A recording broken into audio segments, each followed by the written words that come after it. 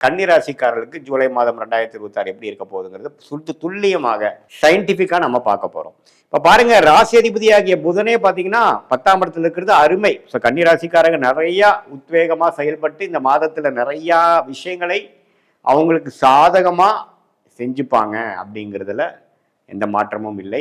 குரு 11ஆம் இடத்துல இருக்கிறாருங்கிறது மறந்துடக்கூடாது. உச்ச குருவாக இருந்து 11ஆம் இடங்கிற லாபஸ்தானத்தில் இருக்கும் பொழுது லாபங்கள் எடுக்கக்கூடிய படலம் வந்துருச்சு. இதுவரைக்கும் எவ்வளவு முதலீடுகள் செய்து எவ்வளவு முயற்சிகள் செய்த மாணவர்களாக இருந்தாலும் சரி, முதலீடு செய்த தொழிலதிபர்களாக இருந்தாலும் சரி, அதிகமான வேலை இன்புட்ஸ், நிறைய ஹார்ட் ஒர்க் பண்ண வேலையில் இருக்கிற உத்தியோகஸ்தராக இருந்தாலும் சரி, அதோட ரிவார்ட்ஸ், அதோட அனுபவங்கள், அதோட பெனிஃபிட்ஸை அனுபவிக்கக்கூடிய ஒரு படலத்தில் இந்த ஜூலை மாதம் ஒரு அடிப்படையான ஒரு மாதமாக இருக்கிறதுங்கிறது நீங்கள் தெரிஞ்சுக்கணும். அதே சமயத்தில் செவ்வாய் 9ஆம் இடத்திலிருந்து 3ஆம் இடத்தை பார்க்குறார், தவறு இல்லை. 8க்கு தள்ளி இருக்கிறதுனால 8ஆம் இடத்து வேலை செய்யாமல் 3ஆம் இடத்து வேலை தான் செய்ய போகுது. அதுவும் நல்லது. ராஜோகாதிபதி ஆகிய சுக்கிரனும் பார்த்தீங்கன்னா 11ஆம் இடத்துல இருக்க போறாரு, அப்புறம் 12ஆம் இடத்துக்கு வர போறாரு. இது எல்லாமே நல்லது. சனியே 7ஆம் இடத்துல இருந்து குரு பார்வை பெறுவது நல்லது. ராகு 6ல் இருக்கிறது, கேது 12 இருக்கிறது, எல்லாமே ஓரளவுக்கு அருமையான ஒரு அமைப்பாக இருக்கிறது. ஸோ கன்னிராசிக்காரர்கள் போன ஒரு வருடமாக கஷ்டப்பட்ட ஒரு அமைப்புக்கு இந்த ஜூலை மாதம், அடுத்து வரக்கூடிய 6 மாதம், அடுத்து வரக்கூடிய ஒரு வருடத்துக்கு வரக்கூடிய லாபங்களும் செய்த முயற்சிக்கு அறுவடை செய்யக்கூடிய ஒரு ஆண்டாக வரக்கூடிய ஒரு தருணத்துல ஒரு டியூரேஷன்ல இந்த ஜூலை ஒரு அடிப்படை ஃபவுண்டேஷனை அமைச்சு கொடுக்கக்கூடிய ஒரு ஸ்டார்டிங் பாயிண்டாக இருக்கக்கூடிய ஒரு மாதமாக ஜூலை மாதம் நம்ம கண்டிப்பா எடுத்துக்கலாம். ராசி அதிபதி வக்ரமாக இருந்தாலும் 10ஆம் இடத்துல ஆட்சி பலத்தோட 4 வாரத்துல ஆல்மோஸ்ட் 3 வாரம் அப்படி இருக்கிறது நல்லது. அதுவும் பாத்தீங்கன்னா முதல் வாரம் 11ஆம் இடத்துல இருந்து குருவோட சேர்ந்து இருக்கிறது நம்ம நல்லது. ஸோ பல விஷயங்கள், பல முயற்சிகள் நீங்கள் செய்திருக்கலாம். மார்ச், ஏப்ரல், மே, ஜூன் 2026 பல முயற்சிகள் செய்து கைக்கு வந்தது வாய்க்கு வரவில்லை அப்படிங்கிற மாதிரி அமைப்புகள் நிறைய போயிருக்கும். ஆனா இந்த மாதம்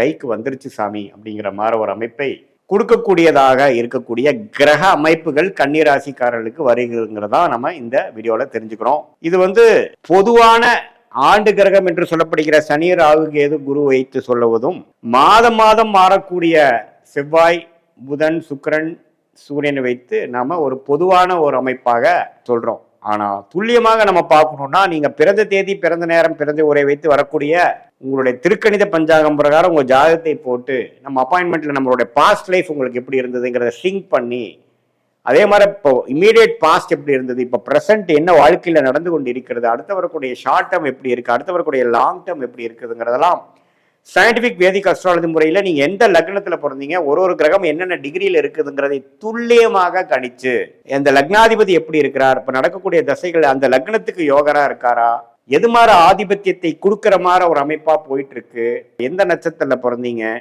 அந்த கிரக அமைப்புகள் எப்படி உங்க ஜாதகத்துல இருக்கு, ஸ்தானபலம், திக்பலம் எப்படி இருக்கு, எந்த கிரகம் யோகமான அமைப்புல இருக்கு, எந்த கிரகத்துல இருக்கக்கூடிய துறையில நீங்க போனீங்கன்னா விசேஷமா ஜெயிக்க முடியும், எளிதா ஜெயிக்க முடியும், எந்த நேரத்தில் நமக்கு நல்ல நேரம் வருது அப்படிங்கிறதெல்லாம் நம்ம சயின்டிபிக் வேதிக் அஸ்ட்ராலஜி முறையில துல்லியமான முறையில நம்ம பார்த்து எந்தவித மூட நம்பிக்கைகள், பரிகாரங்கள், அது மாதிரி விஷயத்துக்குள்ளெல்லாம் நம்ம போய் நம்மளுடைய நேரத்தை வீணாக்காமல் நம்ம கர்மா எப்படி செயல்படுது, நமக்கு பாஸ்ட் ஒத்து வருதா, இப்ப பிரசன்ட் எப்படி இருக்கு, நம்மளுடைய சாய்ஸஸ் நமக்கு முன்னாடி என்ன இருக்கு, அதெல்லாம் எந்த சாய்ஸ் எடுக்கிறது நமக்கு கரெக்டா வருது, இது பாஸ்டோட ஒத்து செக் பண்ணிக்கலாம். நம்ம ஆக்சுவலா நம்மளுடைய சயின்டிபிக் வேதிக்கு கரெக்டா ஒர்க் ஆகுதா, இப்படி எல்லாம் நம்ம பார்த்து அதுக்கு தகுந்த மாதிரி நீங்க வாழ்க்கையில நீங்க எடுக்கக்கூடிய முடிவுகளை எடுத்து, அதுக்கு தகுந்த மாதிரி டைம் லைன்ஸ், எந்தெந்த நேரத்தில் எது செய்ய முடியும், எந்த நேரத்தில் வேலையை மாற்றலாம், எந்த நேரத்தில் நெக்ஸ்ட் உயர்வு நமக்கு கிடைக்கும், எந்த நேரத்தில் நம்ம உள்நாட்டுக்கு போகலாம், எந்த நேரத்துக்கு வெளிநாடு வாய்ப்புகள் இருக்கு, எந்த நேரத்தில் நமக்கு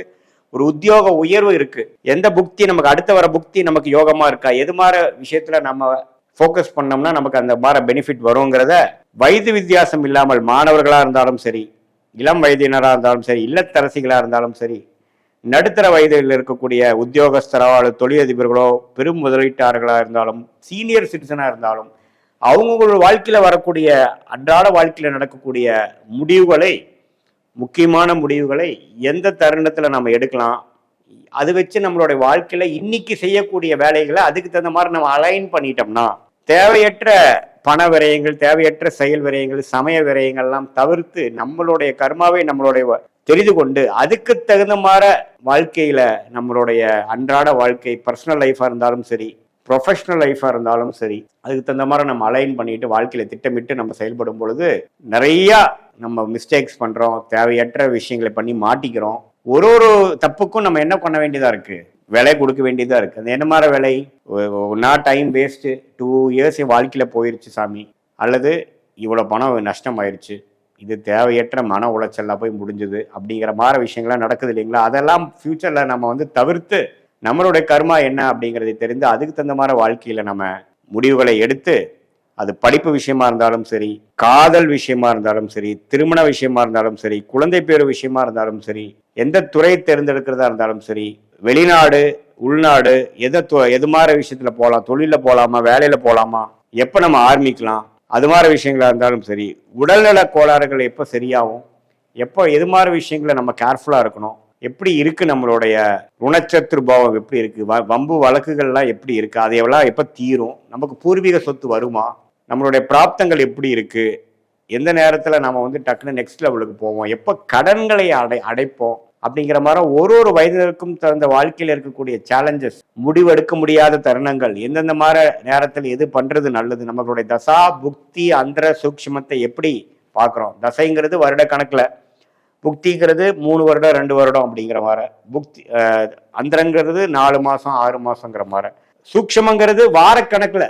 ஸோ இதெல்லாம் பிரித்து பார்த்து ஒரு விஷயமும் உங்கள் ஜாதகத்தில் எப்படி இருக்கு, பாஸ்ட் மேட்ச் ஆகுதா அப்படிங்கிறதெல்லாம் தெரிந்து கொண்டு அதுக்கு தகுந்த மாதிரி வாழ்க்கை முடிவுகளை நீங்கள் எடுக்குமே ஆனால் கண்டிப்பாக சயின்டிபிக் வேதிக் அஸ்ட்ராலஜி முறையில் தீர்க்கமான சில முடிவுகள் கிளாரிட்டி மூலமாக எடுத்து அதுக்கு தகுந்த மாதிரி பலன்களை எளிதில் வாழ்க்கையில் பெற்று வாழ்க்கையில் வெற்றி பெற முடியும் என்று சொல்ல விரும்புகிறேன். மீண்டும் மற்றொரு காணொளியில் சந்திப்போம். நன்றி, வணக்கம்.